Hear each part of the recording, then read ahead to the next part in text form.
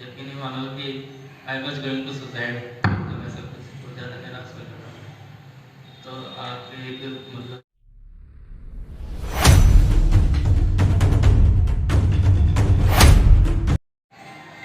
काफी लोग तो योगा फॉर हैप्पीनेस से कौन बना है, योगा फॉर हैप्पीनेस।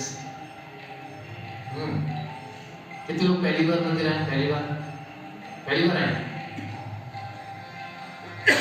वीडियो बना रहे हैं, वीडियो बना सकते हैं।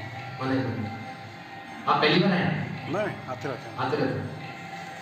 हाँ आते रहते हैं। कहाँ से आए आप? अच्छा। तो इस वीडियो शो की विशेष रूप से आप आए थे बस।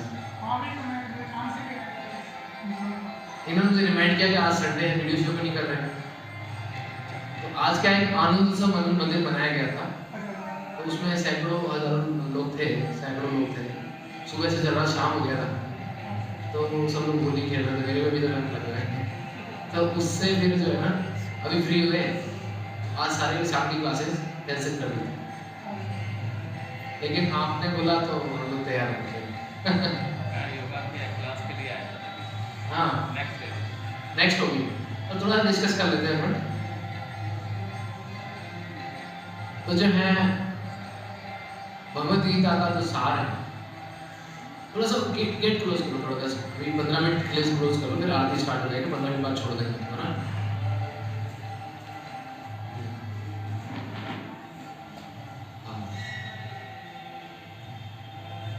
तो भगवत गीता का जो सार है, ये सारे प्रश्नों का उत्तर, आपको बैठने में तकलीफ हो रही, चेयर ले लीजिए।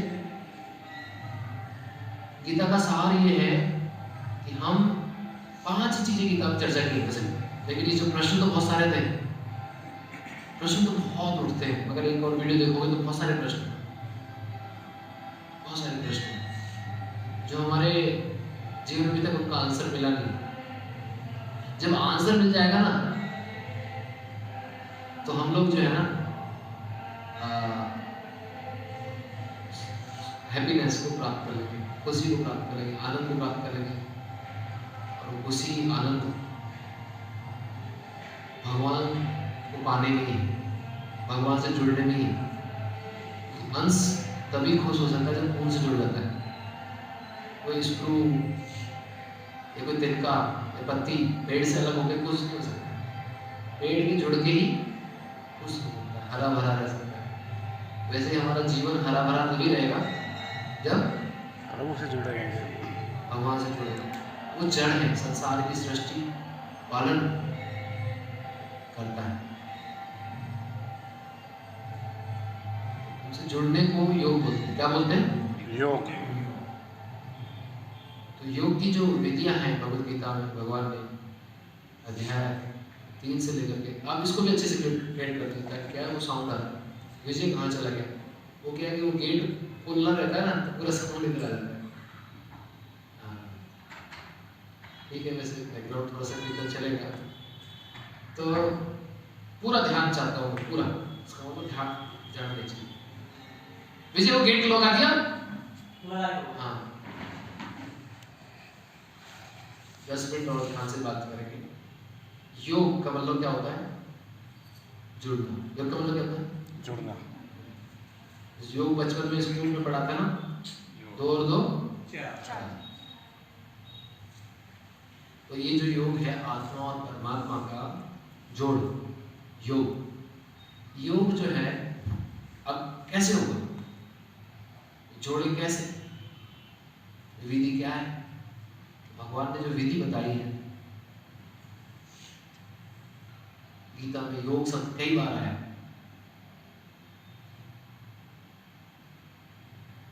क्योंकि वीडियो पूरा भगवत गीता पर था, ये सारे प्रश्नों का उत्तर किसमें है? भगवत गीता। वही तो पढ़ना है, समझना है। हम तो आपको सार बता रहे हैं, विस्तार तो वहीं पर है। तो जुड़ना है, जुड़ने को योग बोलते हैं। अब जुड़ने की विधि क्या है? तो सबसे पहले तो हम कौन है, ये प्रश्न सबसे पहले क्लियर होना जरूरी है, तब हम जुड़ पाएंगे। हमको पता चलेगा कि हम इस दुनिया की चीज नहीं है, हम तो इस दुनिया से जुड़े हुए अच्छे से, पर जुड़ नहीं पाएंगे इस दुनिया में कभी, कितना भी जोड़ लो सब टूट जाएगा। विजय इसको बंद करने में कब जुड़ नहीं पाएंगे। जैसे मछली पानी से अलग नहीं हो सकती, पानी में ही खुशी रहेगी, ऐसे हम भगवान से दूर होकर के कभी खुशी नहीं हो सकते। इसलिए हमको जो है ये प्रकृति पता चल जाए कि हमारी प्रकृति क्या है। मछली की प्रकृति पानी में रहना, वैसे एक जीव की प्रकृति है, आत्मा की प्रकृति है आनंद में रहना। किसमें रहना? आनंद। हम सब क्या किसमें रहना चाहते हैं? आनंद। तो ये चीज तो क्लियर है कि आनंद चाहिए, और उस आनंद के लिए हम लोग अलग अलग तरीके ट्राई कर रहे हैं, खाना पीना सोना, लेकिन उसमें सुखी तो बहुत सारे जीव जंतु भी कर रहे हैं। तो उससे अगला सुख मन से लेते हैं हम लोग, मन से नहीं मिल रहा तो मित्रों से ले रहे हैं, बुद्धि से ले रहे हैं, तो सबकी सीमा है। जब तक हम आत्मा के स्तर पर नहीं आएंगे, आध्यात्मिक स्तर पर, वो सुख पूरा प्राप्त नहीं कर पाएंगे। क्या आप इसलिए उस सुख को प्राप्त करने के लिए हमें जो है योग करना पड़ेगा। भगवान ने योग के बारे में हमें उदाहरण दिए कि देखो योग, कर्म योग करना है, ज्ञान योग करना है, ध्यान योग, अष्टांग योग, एक एक करके पहले तो ये बता दिया कि तुम अर्जुन, तुम ये बात तो समझ लो कि तुम ये शरीर नहीं हो। जो तुम्हारा शरीर कल था वो आज नहीं, जो आज है वो कल नहीं रहेगा। तुम शरीर तो नहीं हो। सबसे पहला चैप्टर यही पढ़ते हैं भगवान ने, दूसरा अध्याय, अर्जुन तुम ये शरीर नहीं हो। शरीर तो तुम्हारा बदल रहा है, जो बचपन में था वो आज नहीं, जो आज है वो कल नहीं रहेगा। वो शरीर तो हर रोज बदल रहा है, हर दिन बदल रहा है, हर क्षण बदल रहा है। तो शरीर तुम नहीं, तुम इस शरीर से अलग है। नित्य शाश्वतो एवं प्राणो न हन्यते हन्य माने शरीरे, शरीर के मारने पर भी तुम्हारी मृत्यु नहीं होती, तुम ये आत्मा हो। तो आत्मा के नाते, आत्मा होने के नाते हमारा क्या कर्तव्य है? शरीर को समझेंगे तो शरीर को स्वस्थ रखना है, खाना है, सोना है, शरीर का ध्यान तो रखते हैं अच्छे से, आत्मा का कोई ध्यान नहीं रखते हैं। आत्मा कैसे खुशी होगी उसका कोई ध्यान नहीं।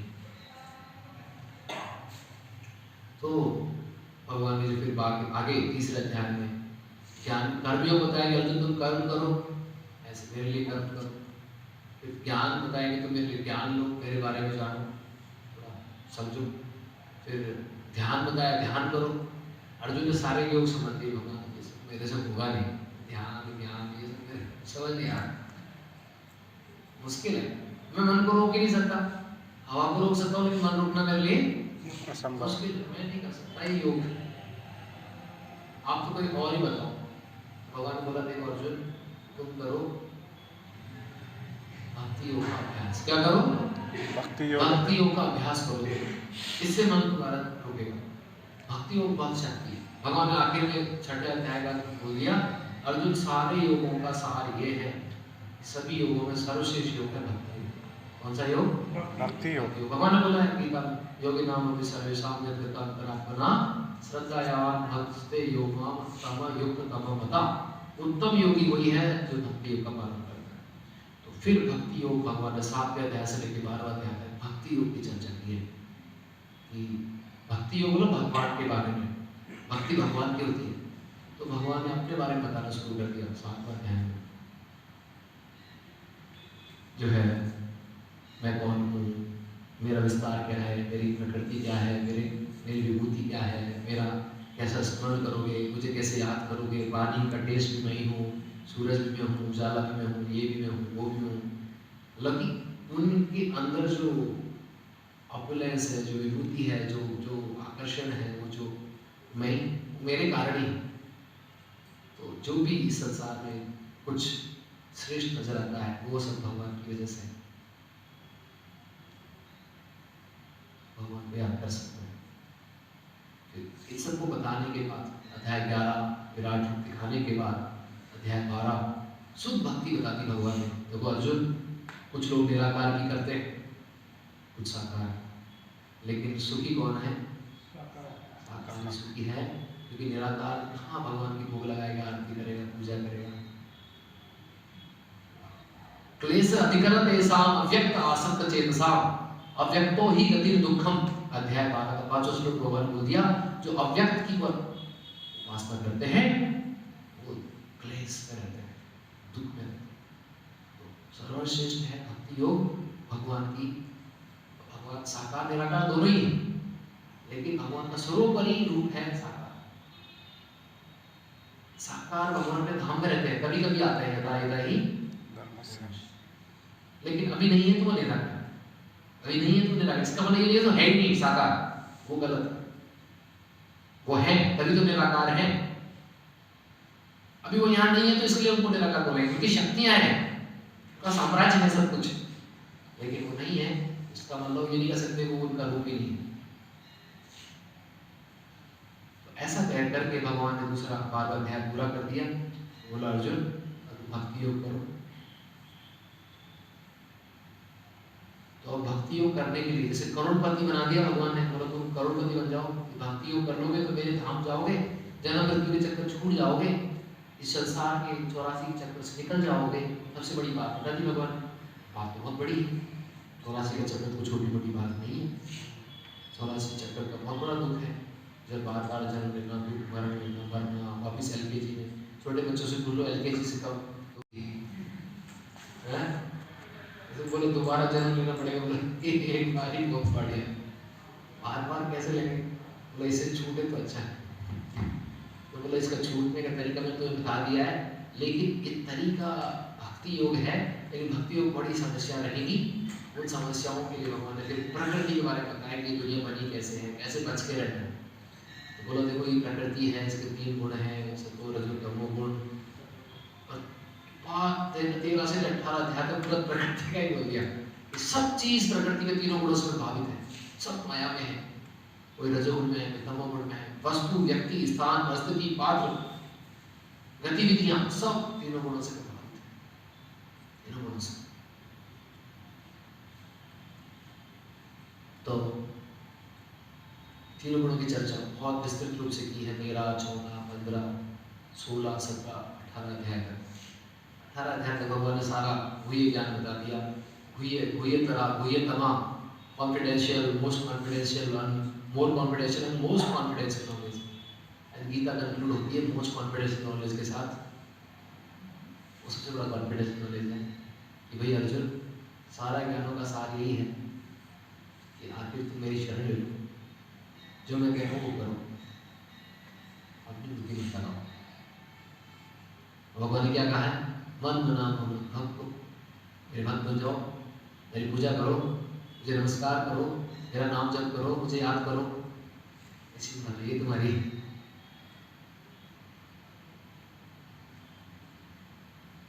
और इस बात का कोई प्रचार करेगा वो सबसे प्रिय रहेगा। ये 18वां अध्याय करके समापन कर दिया। ये सब गीता पूरी हुई। लास्ट में धृतराष्ट्र ने पूछा था संजय से, भाई क्या हुआ महाभारत में? संजय ने बोला देखो जहाँ कृष्ण खड़े हैं, जहाँ अर्जुन खड़े हैं, जीत तो उन्हीं की होने लगी है। महाभारत में वही हो गया युद्ध से पहले कि जहाँ कृष्ण खड़े हैं, जहाँ अर्जुन है, वहीं श्री है, विजय है, नीति है, सब कुछ है। जहाँ कृष्ण खड़े, यदि हमारे जीवन में कृष्ण नहीं है तो कुछ भी हासिल नहीं कर पाएंगे हम। न विजय, न नीति, न श्री, न ऐश्वर्य, कुछ भी नहीं मिलने वाला। हम जीरो बहुत सारी इकट्ठा कर लेंगे, लेकिन वो एक नहीं रहेगा तो सब जीरो रह जाएगा। इसलिए उस एक को हासिल करने के लिए हरे कृष्ण कृष्ण कृष्ण हरे हरे, हरे राम राम राम हरे। ये क्या है कि भगवान की शरण कैसे लेंगे? भगवद्गीता बोल तो दिया शरण कैसे लेंगे, फिर भागवत शुरू होती है। भगवान की शरण जो लोग ले रखी है उनके लिए भागवत है कि भगवान के भक्त कैसे भक्त बने। प्रहलाद, ध्रुव और बहुत सारे भक्त हैं भागवत में। उस भागवत की कथा बहुत लंबी है, 18 किताबें हैं, 12 स्कंद हैं, बहुत बड़ा है। शिव जी का कल शिवरात्रि है, वो बहुत बड़े भक्त हैं, भगवान के सबसे बड़े भक्त हैं। ऐसे 12 महाजन हैं, स्वयं शंभु, नारद, कपिल, जनक, भीष्म, प्रहलाद, सब भक्त हैं, भागवत का वर्णन है। और ये सारे भक्तों की लीला बता के आखिर में बोल दिया 12वें स्कंद में भागवत में पूरा बोलते हुए, देखो इस भक्ति योग का कलयुग में एक ही तरीका है, करो दोष निधि राजन अस्ति एक महान गुणा कीर्तन देव कृष्ण से मुक्त संग परम मिले। कि केवल कृष्ण का नाम कीर्तन करने से इस कलयुग के सारे असरों से, सारी प्रभावों से, दुखों से, बुराइयों से मुक्त हो सकते हैं और परम वजित मुक्त होकर के परम धाम को प्राप्त कर सकते हैं और सारी बुराइयों से मुक्त हो सकते हैं केवल भगवान के नाम का जप करने से, कीर्तन करने से। भागवतम का कंक्लूजन, सार है, अंतिम अध्याय, भगवान का नाम कीर्तन करना है कलयुग में। भागवत पूरी हो गई। अब वो नाम कीर्तन करे कौन, सिखाए कौन? भगवान ही सिखा सकते हैं और कोई सिखाने वाला भी नहीं। तो भगवान फिर कलयुग में फिर वापस आते हैं। 11वें स्कंद का 5वें अध्याय का श्लोक संख्या 35 से बोला है कि भगवान कलयुग में भक्त के रूप में आते हैं। कृष्ण वर्णम तुषा कृष्णं संगमं पार्षदम यज्ञ संकीर्तन ही प्रायुधन्ति सुमेधसा। कृष्ण इस जो कि श्वेत रक्त तथा पीता, भगवान 4 युगों में 4 अलग-अलग रूप लेकर के आते हैं। इस कलयुग में भगवान पीत रंग लेकर के भक्त के रूप में, भक्त रूपम भक्ताख्यम नमामि भक्त संकीर्तन, 5 तत्व भगवान के 5 अवतार, 5 रूपों में उसमें भक्त रूप भगवान आए हैं। तो उस कलयुग चैतन्य महाप्रभु रूप में भगवान आए आज से 500 साल पहले।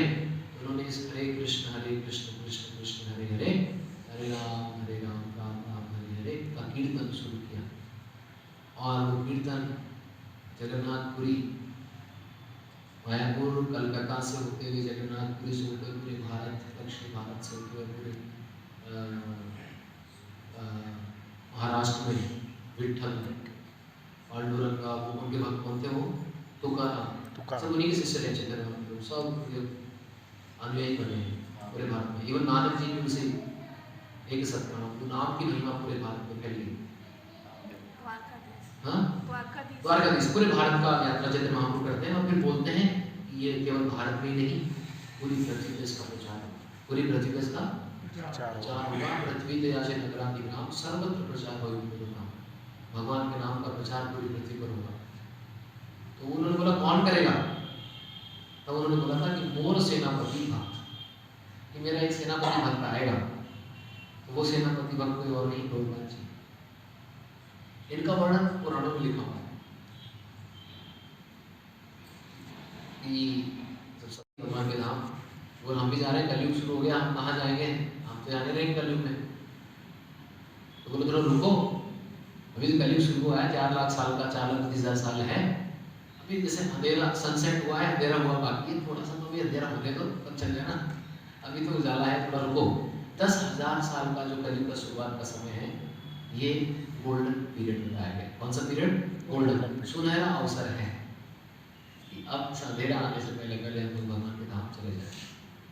इस सुनहरे अवसर में चैतन्य महाप्रभु तो आए गए हैं।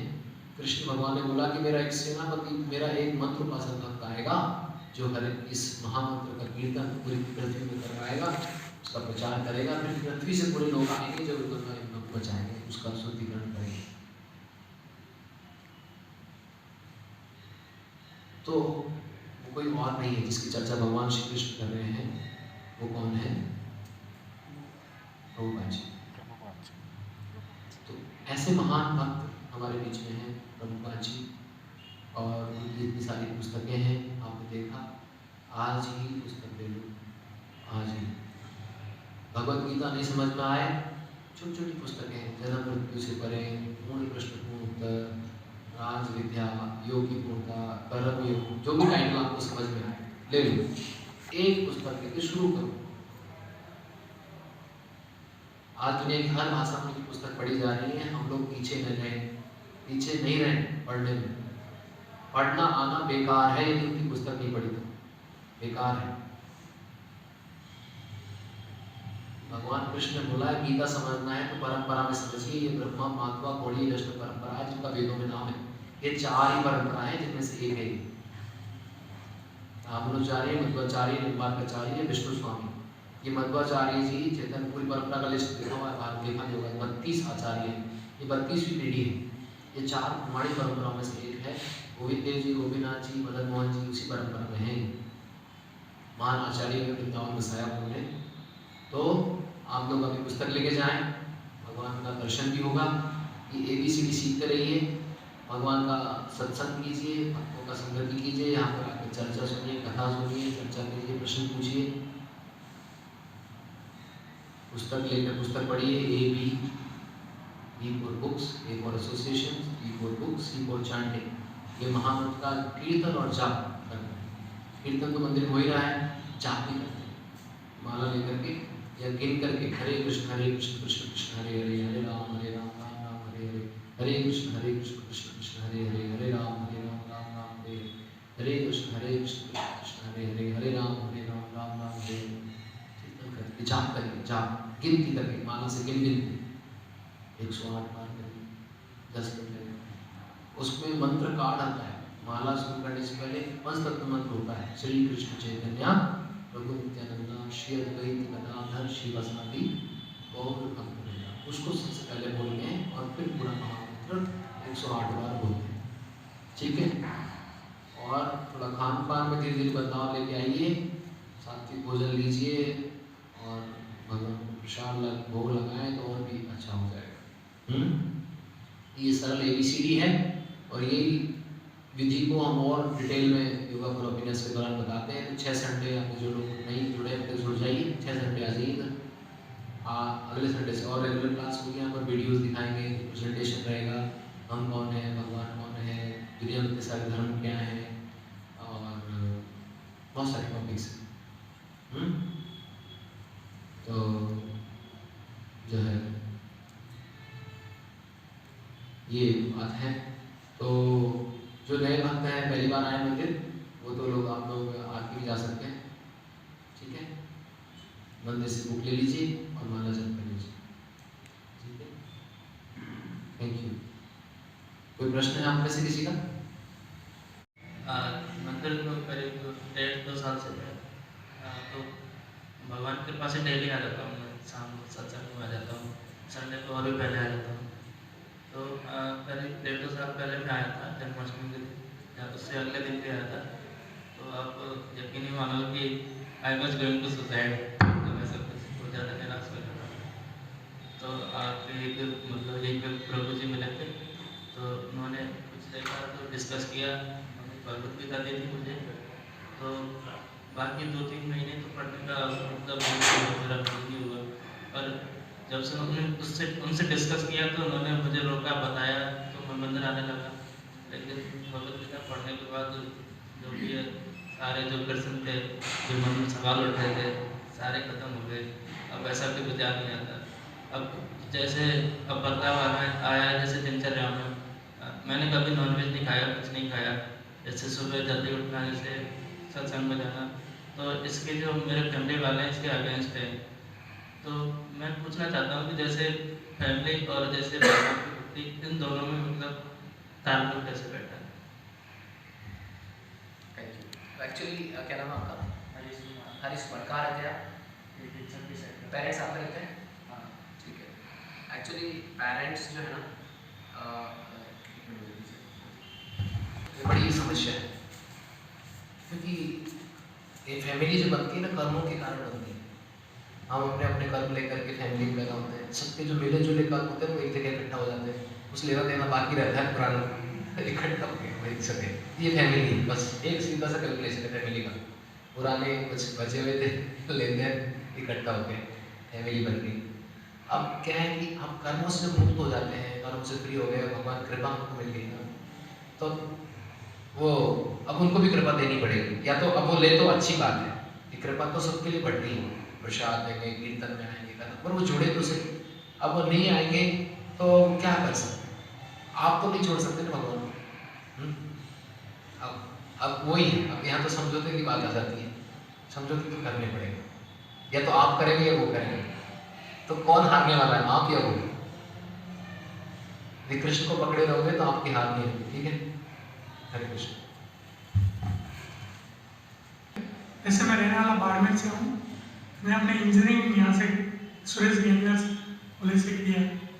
तो इंजीनियरिंग किया जब मंदिर के बारे में थर्ड ईयर में पता चला था कि मंदिर है ये। और इंजीनियरिंग में तो कभी मैं आया नहीं। फिर जैसे असल दुनिया में गया, दुनिया देखी, चीज़ें देखी, मुझे याद आया कि मेरे कॉलेज के सामने एक मंदिर, शिव मंदिर।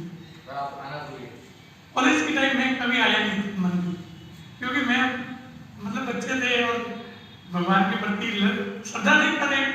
बाकी लोगों ने रोक लिया आपको पकड़ के। नहीं रोका नहीं, दोस्तों ने बोला कहा जाओ मंदिर में या नहीं भगवान को मुसीबत के समय याद किया जाता है, उसमें इतनी मुसीबत थी नहीं जीवन में। तो असली दुनिया में शादी हो गए गई क्या आपकी? जी, असली मुसीबत तो वही। तो असली दुनिया के बीच गए, जॉब वगैरह जो भी थी, जीवन की हकीकत देखी, तो तब याद आया कि यार मेरे कॉलेज सामने एक मंदिर। मुझे अब रियलाइज होता है कि मैं उस समय नहीं गया, पर एक बार जाके देखूंगा। इस पर्पज से मैं आया हूँ, पिछले 1-2 साल से आ रहा हूँ। मिलने की किसी प्रभु जी से ना जी मिलना चाहिए तो मंदिर आना सार्थक होगा। जी जी, जयपुर आपको सब आता है एक्चुअली लेकिन मेरा बात नहीं समझे आप। जी जी, आके बहुत लोग जाते हैं, अरे जी जी भगवान से बात नहीं कर सकते आप, बात हमसे करनी पड़ेगी। समझ में आई बात? जी, सही बात माध्यम जी। है माध्यम तो थोड़ा स्पिरिचुअल नॉलेज के पर्पज से यहाँ जीवन भगवान कुछ जानने। हम तो योगा पूरे फिटनेस क्लास में रेगुलर बहुत पहले आए थे, बीच में चले हाँ गए। बीच में चले गए, कुछ भगवान की कृपा कंटिन्यू नहीं रही, इसलिए वापस फिर हुई कृपा भगवान की, और आपसे फिर दोबारा संपर्क हुआ, मिलना हुआ, तो आपसे भी धन्यवाद करते हैं। मेरा पर्सनल अनुभव ये रहा कि मैं यहाँ क्लास ज्वाइन करने से पहले कई बार आया हूँ यहाँ पे। तो आता था वैसे ही जैसे हम लोग साधारण मंदिर में कई बार जाते हैं, तो यहाँ भी आते थे। और कई बार कुछ ऐसा भी लगा कि इस्कॉन है और अक्षय पात्र है, ये ऐसा ट्रस्ट है जहाँ बहुत लोग जाते भी हैं, यहाँ डोनेशन भी बहुत आता है और बहुत अच्छे काम कर भी रहे हैं। तो पता नहीं मतलब कंसेप्ट क्लियर नहीं पड़ा, जैसे और मंदिर इंटरेस्ट है वैसे ही ऐसा कुछ ट्रस्ट लगा मुझे। फिर मैं कुछ ऐसे लोगों के संपर्क में आया, जैसे मेरे मित्र थे वो भी